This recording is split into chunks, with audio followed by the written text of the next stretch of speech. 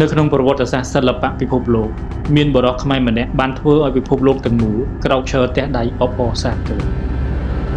លោកគឺជាជនជាតិអាស៊ីដំបូងគេដែលឈ្នះពានរង្វាន់អូស្ការផ្នែកតួសម្ដែងរឿងឆ្នើមលោកគឺហាំងសំណាងងោ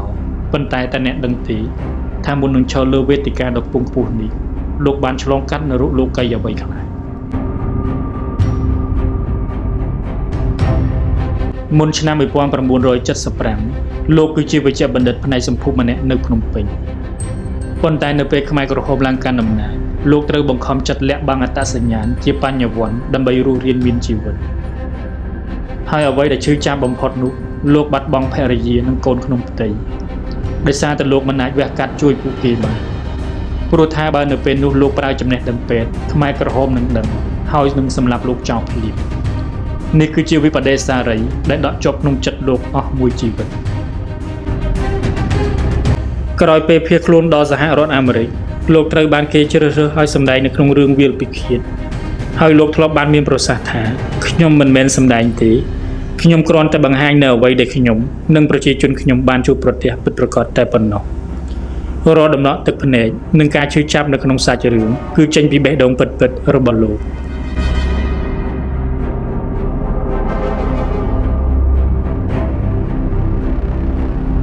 កេរ្តិ៍ឈ្មោះល្បីល្បាញមិនបានផ្ដល់នូវសុវត្ថិភាពដល់លោកឡើយនៅថ្ងៃទី25ខែកុម្ភៈឆ្នាំ1996ពិភពលោកបានទទួលដំណឹងដ៏រន្ធត់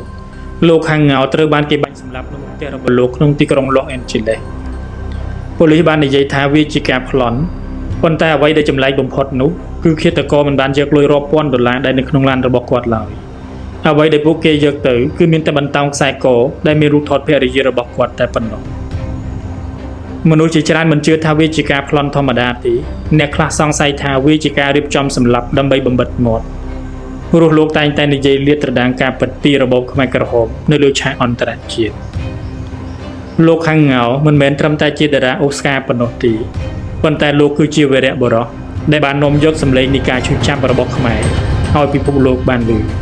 បើទោះបីជារូបកាយលោកបាត់បង់ប៉ុន្តែកិត្តិយសនិងមោទនភាពដែលលោកបានបន្សល់ទុកសម្រាប់កម្ពុជា